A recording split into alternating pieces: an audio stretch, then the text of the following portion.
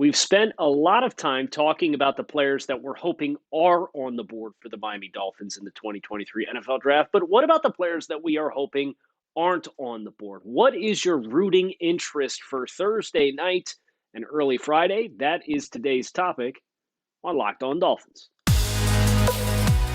You are Locked On Dolphins, your daily Miami Dolphins podcast, part of the Locked On Podcast Network, your team every day. All right, Miami. Welcome to another episode of Locked On Dolphins. It's your team every day here on the Locked On Network. I'm your host, Kyle Crabb. Special shout out to my microphone, which bit the dust this morning. So a little different audio setup today, but we're going to get something set up to make sure we're good to go for tomorrow and the NFL Draft. So appreciate you guys checking out the show. I'm Kyle Crabbs, lifelong Miami Dolphins fan, the host of Locked On Dolphins, the co-host of the Locked On NFL Scouting Podcast with Joe Marino, podcast dedicated to team building across the entirety of the NFL. It's your team every day here on the Locked On Network. Special shout out to our everydayers who are plugged in with everything that we are doing on a daily basis, because this run up to the 2023 NFL Draft has been an absolute blast. And as I teased, we have spent much time talking about, we hope this player is available. We hope that player is available. We hope that Chris Grier gets a chance to identify X, Y, or Z players and makes a choice out of any of these in which you would feel they would all be upgrades to what the Dolphins have on the roster. But the path to getting there is something we haven't actively discussed, and it's what we're going to discuss now. The magic number, right? There's 50 picks before the Dolphins make their first selection. Which of the Dolphins prospects are you most hoping to see? And I have my own definition for that. And what does the road look like? What other players have to get drafted for that to happen? And I think the first thing you have to do is identify the tiers in which you are coveting players. So if you're watching on the YouTube channel, you can listen to Locked On Dolphins or watch Locked On Dolphins on YouTube, wherever you listen to your podcast. We have a chance to go over my 2023 Miami Dolphins horizontal draft board. Here are the tiers. Tier 1 is your rare of the rare, your absolute elites. Tier 2 is definitive top 15 type values. Tier 3 is arguably first round talent type of players. And that's my hope for the Dolphins, is to get a player in tiers 1, 2, or 3 with your first pick. That's your cutoff. Tier 3 player would mean you feel like you got a player that would be worthy of selecting with a first round selection. That's what we're hoping for. So let's identify who those players are. Your tier 1 players, your rare talents, are Bijan Robinson at running back and Jalen Carter at defensive tackle. These are only the Dolphins, the positions we consider to be positions of relative or greater need for the Dolphins. So you don't see quarterback on this list. You don't see wide receiver on this list other than one wide receiver prospect, Jonathan Mingo out of Ole Miss. And you don't see edge rushers, because when you look at the financial commitments, the recent commitments, the performance of those players, they're not high priority relative to the other flux that you could see or the need that is pressing at interior offensive line or tackle or tight end or linebacker or whatever else. So we have a couple of positions that have been omitted. So don't be surprised for me to say, oh, there's no tier 1 quarterback prospects or edge rushers in this class, because we didn't evaluate them, because this is a Dolphin-specific board. Bijan Robinson, Jalen Carter, of the 8 positions, running back, tight end, offensive tackle, interior offensive line, interior defensive line, linebacker, cornerback, and safety. The 2 special players in this class, in my mind, are Bijan Robinson and Jalen Carter. Top 10 caliber, or top 15, I should say, top half of the first round caliber fits for Miami would include Darnell Washington and Dalton Kincaid at tight end, Paris Johnson Jr. from Ohio State, Adetomiwa Adebawore from Northwestern, the defensive lineman, very rare athleticism, Jack Campbell at linebacker, and cornerback Devin Witherspoon. My general sense is that you won't sniff any of those players. So that's 1, 2, 3, 4, 5, 6, 7, 8 players to occupy what would be 16 spots if you were just going to stack them vertically and say, oh, these are the players you would want to draft in the top half of the first round.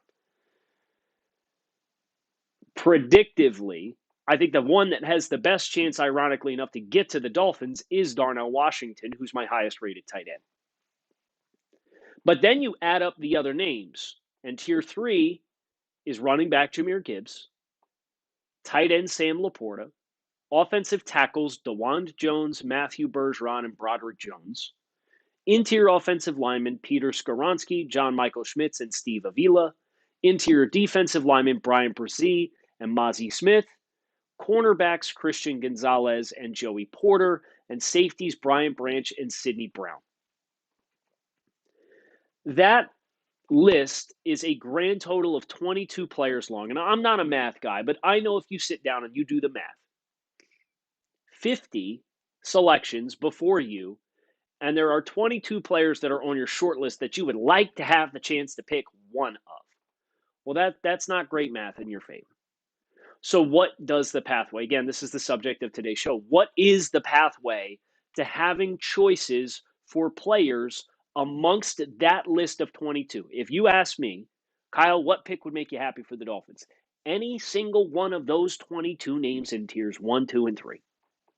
Any one of them. How do we get there? Well, you got to look at the positions that aren't on the board for the Dolphins and ask yourself predictively, how many of those do you think go in the first 50 picks as well? You can look at the quarterback position, and I can give you 5. Okay, it's not much, but it's a start. Bryce Young, C.J. Stroud, Will Levis, Anthony Richardson are all going to go in the first round, and then Hendon Hooker is going to be a top 50 selection based off the buzz and the consensus that is growing that he may end up being a first-round pick himself. So that's 5. What about wide receivers? You have Jackson Smith and Jigba. I do think predictively all of these players end up going in the first 50 picks. Jackson Smith and Jigba, Ohio State. Quentin Johnston, TCU. Jordan Addison, USC. Zay Flowers, Boston College. Josh Downs, North Carolina. Jalen Hyatt, Tennessee. Cedric Tillman, Tennessee. That now pushes you to 12 players. The other position that is not accounted for is edge rushers. And this is where the tide kind of turns a little bit for the Dolphins. Because you have more talent in the edge group, in my mind, than any other position group in this class. Period. Will Anderson, Alabama. Tyree Wilson, Texas Tech. Nolan Smith, Georgia. Lucas Van Ness, Iowa. Miles Murphy, Clemson. Felix Uzoma, Kansas State. Will McDonald, Iowa State. Derek Hall, Auburn. Isaiah Foskey, Notre Dame. B.J. Ojulari, LSU. I mean, that's, 10 names? 10 names just in the edge rushers that I think you predictively could see and should see go in the top 50. So if you add quarterbacks, wide receivers, and edge rushers for players that I think predictively are top 50 selections, you get 22.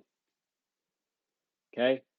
22 plus the 19 that we have in tiers 1, 2, and 3 still does not get you to the point where the Dolphins will be able to have a chance to select a player. But I come bearing good news. I foresee the pathway, and it's based on players that are on my Dolphins board, but when you're grading for not specifically the Dolphins, they might be coveted higher. They may go higher. Predictively, I think a number of players that I don't have in the first 3 tiers for the Dolphins-specific fits will go in the first round. And that's what we're going to talk about next here on Locked On Dolphins. Of course, after I remind everybody about the life hack that is Built Bar. Built Bar is a protein bar that tastes like a candy bar. These things are high in protein, high in fiber, low in calories, low in sugar. They have 100% chocolate on all of their bars. They're absolutely, positively delicious. They have 100% chocolate on their bars. You're talking 17, 20 grams of protein. They're 130 calories a pop, low in fat. So if you're looking for a little bit of extra lean protein in your life, a healthy snack, something to eat on the go, good way to start your day, you name it, Built Bar can be it. Right now, you can either go to Walmart or Sam's Club or Built.com and pick yourself up a box. You go to Walmart, you can pick yourself up a small box. In the pharmacy section, you go to Sam's Club, you get the 13-bar box, help yourself to one on the way home, or go to Built.com and help yourself to a box of Built. I'll go ahead and pull the board back up here, but I have identified a number of players in doing the math that I would say are on the Dolphins board and will predictively go before the Dolphins pick that I am not mad about seeing get selected. And this is kind of where the short list of like your rooting section for who to get called out and who to get drafted early comes into play. Amongst tier 4 players, if I start my way left with running backs and work my way over, I don't think any of the running backs in that tier 4, Abanikanda, Spears, or Charbonnet, go in the first round or in the top 50. But at tight end, I do think Michael Mayer goes. I think there's a very strong chance that Michael Mayer is going to go in the first round and potentially in the top 20 picks. I think the Chargers are a good destination. I think the Packers are a good destination. The floor sounds like it's the Dallas Cowboys at 26. So Mayer, who does not stack up specifically for the Dolphins quite as well as Washington, Kincaid, or Laporta, is going to be off the board before those players that are better fits for the Dolphins. Check the box. We need to root for that to happen. At offensive tackle, I have Darnell Wright and Anton Harrison definitively as first-round picks. I would not be surprised if both of those are top 20 picks as well. I don't think their skill sets are the best tailored for the Dolphins-specific system, and I certainly think the vast majority of the tackles in front of them in tiers 1, 2, and 3 are going to be off the board as well. But there's some buzz that DeJuan Jones may slip a little bit. Matthew Bergeron, we've kind of been clinging to our priors on that he might be available. But I'll tell you right now, let's go ahead and sign me up for Anton Harrison and Darnell Wright to go off the board in the first round, and I'm not going to be upset about it. I'm not going to lose sleep over it, even though they are candidates that would fit the Dolphins. They're not the best fits. And my objective is to get the best player at pick 51. So I need these tier 4 players to go. In the interior offensive line, I think Joe Tippmann goes in the first round, and I think Osiris Torrance goes in the first round. So you have another group of 2 interior offensive linemen, and Tippmann, who's center guard versatile, and Torrance, who is more of a gap power scheme type player, who are ready to come off the board as well, as compared to more zone-based system players that you have elsewhere. On the defensive side of the ball, Kalijah Kancey has been talked about as a potential top 3 interior defensive lineman and has been mocked in the top 10 in mock drafts. I don't think he goes that high, but I think he goes in the top 50 based off that predictive buzz. And I'll tell you right now, I won't lose an ounce of sleep over hearing Kalijah Kancey's name called, even with the lack of available options that are attractive on the interior defensive line for the Dolphins. You should absolutely root for that to be the case. And Keon White has been invited, whether he's an edge or whether he's a defensive lineman, he's 280 plus pounds. He's going to play in the B gap sometimes and rush the passer likely from the inside as well. Those 2 players I don't think are great fits for the Dolphins. Keon White is one of the older prospects in this class, and while he is phenomenally athletic, he is super raw from a fundamental standpoint. He's in Kansas City for the draft, which tells you the expectation is he's going to go relatively quickly. Good. I hope he goes in the first round. I'm rooting for Keon White to not have to wait till Friday to get drafted. I want to see that name called because it's one step closer to a player that we want being available at 51. I don't think any of the linebackers, Henley or Trenton Simpson in tier 4 or further down, are in the conversation to get drafted early. Maybe Drew Sanders in the top 50, but I think that would be a little bit of a surprise. And then at corner, Deonte Banks is being talked about, and Emmanuel Forbes is being talked about as first-round players. They are not better fits in my mind than Julius Brents, who we acknowledged yesterday as kind of a sleeper name. And that's where the math finally turns out in your favor. Because if you take Michael Mayer, Darnell Wright, Anton Harrison, Joe Tippmann, Osiris Torrance, Kalijah Cansey, Keon White, Deonte Banks, and Emmanuel Forbes, it is 9 players. 9 plus 22 quarterbacks, wide receivers, and edge rushers is 31. And this is dangerous because I'm doing math. But if you get those 31 and you have 22 players in tiers 1, 2, and 3 on my personal board, that's 53. That means you are going to have at minimum 3 tier 1, 2, and 3 players available to you to be selected with your pick at 51. What's really fun is I did the thought exercise where I did predictively. I said, okay, here's predictively what I think the top 50 is. And I saw which 3 players were available. And then I had 2 or 3 people, two people that I trust. The third never got back. I won't throw anybody under the bus. I had 2 people that I really trust do the same exercise. And I sent them my board and I said, hey, I did this math exercise where I came back and said, at pick 51, 3 of these players in tiers 1, 2, and 3 at minimum should be on the board for the Dolphins. Who do you think the most likely 3 to be available are? And it was a consensus who the 3 players were, which I thought was super interesting. And that's what we're going to focus on here at the end. And I'll answer one of the questions that many of you have been asking, which is, okay, but like predictively, who's your ideal pick at 51?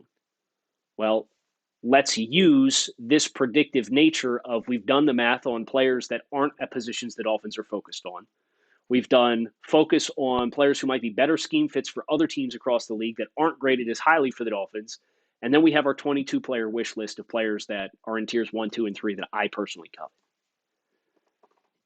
We're going to focus on what I would do and who the consensus 3 players were here as we bring this episode of Locked On Dolphins to a close. You can eat your hearts out, Sam Laporta fans, because Sam Laporta was one of the 3. In my own thought exercise and as a consensus across the board with the other 2 people. So 3 separate people did this exercise, looked at the 22 players in tiers 1, 2, and 3, and all 3 came back and said, Sam Laporta should be on the board for you at pick 51.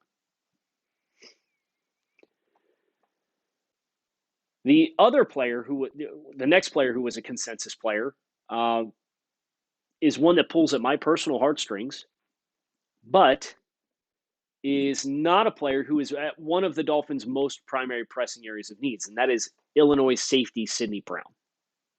All 3 individuals, myself included, said Sidney Brown should be available when the Dolphins come on the clock. We're going to do most likely players to be available. Now, I didn't have the other 2 people tell me who their first player off was, but I can tell you for me personally, the third available player and the first off, or the last off, I should say, were both interior offensive linemen. John Michael Schmitz was the consensus third available player who, quote unquote, should be there for the Dolphins at 51. And then Steve Avila was my last off the list. So if somebody goes off schedule anywhere, and we haven't talked about Keely Ringo or DJ Turner, we acknowledge the existence of Drew Sanders, Jalen Duncan or Blake Freeland, somebody goes off the board unexpectedly at one of those other spots. Can Tucker Kraft go early? Does somebody reach on Zach Charbonnet? The waterfall effect, I think, would give you more options on the offensive line. But the consensus 3 players who were available in this thought exercise in the first 3 tiers as far as like first round caliber fits for the Dolphins. First round grades, first round fits for the Dolphins was tight end Sam Laporta, interior offensive lineman John Michael Schmitz, and safety Sidney Brown.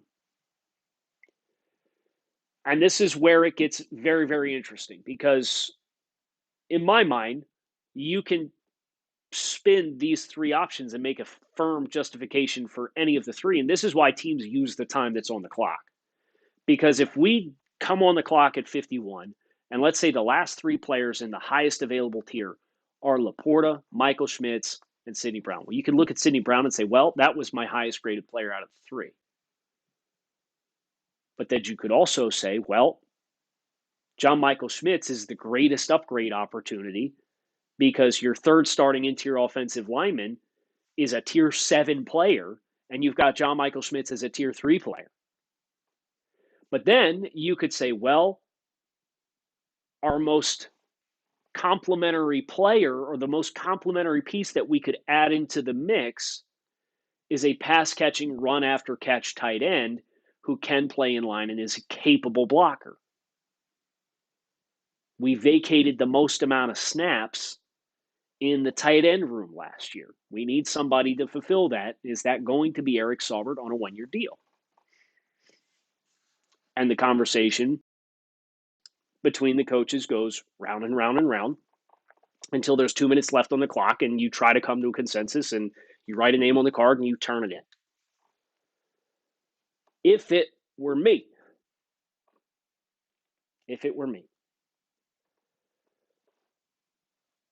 I would not put a pedestal on the best available player simply because he was the best available player within the tier. I would have a very difficult time not drafting Sidney Brown. But if I were going to take the intersection of the long-term needs of the team, of the immediate needs of the team, and investing in getting the situation right around your quarterback, John Michael Schmitz is probably the pick in my mind. Because I look further down and I ask myself, how many other starting caliber interior offensive linemen are there? Right? Joe Tippmann, we're predicting, is going to be gone. So you have Cody Mauch, who I think is a center only. So you have more scheme versatility with Michael Schmitz. You have Nick Saldiveri. And now you're into tier 5 with Voorhees and Maffey and McFadden. I'll pull the board up for those of you who are watching on YouTube. Versus at tight end, if Laporta is still there and you pass on him, Schoonmaker, Tucker Kraft, Braden Willis, Brenton Strange, they are all also still upgrades. It is not as premium of a position. The run will not have really filled yet. I feel like when you come back around at 84, you have a better chance of getting a tier 4 tight end to add to the room. And at safety, while Sidney Brown, there is a dramatic drop-off. There are no players left beyond Sidney Brown who are graded as better players than your second starter in the safety room. And you have 3 capable safeties. So because of that, if you told me it was Laporta, Michael Schmitz, Sidney Brown, my choice at 51, based off of what we know, and trying to take all of the information into account, my choice would be John Michael Schmitz. Whether you're going to ask him to stay at center or move to left guard. But I would hate to see all 3 of them on the board. But that's a good luxury to have, and I think that's I genuinely think that's the position that the Dolphins are going to be in. As I'm looking at some of these other players, and I just can't imagine that there's not going to be 1 or 2 crazy picks as well, in addition to the chalk projections. Now, are some of these players, like is Isaiah Foskey and BJ Ojulari and Cedric Tillman in the top 50 aggressive?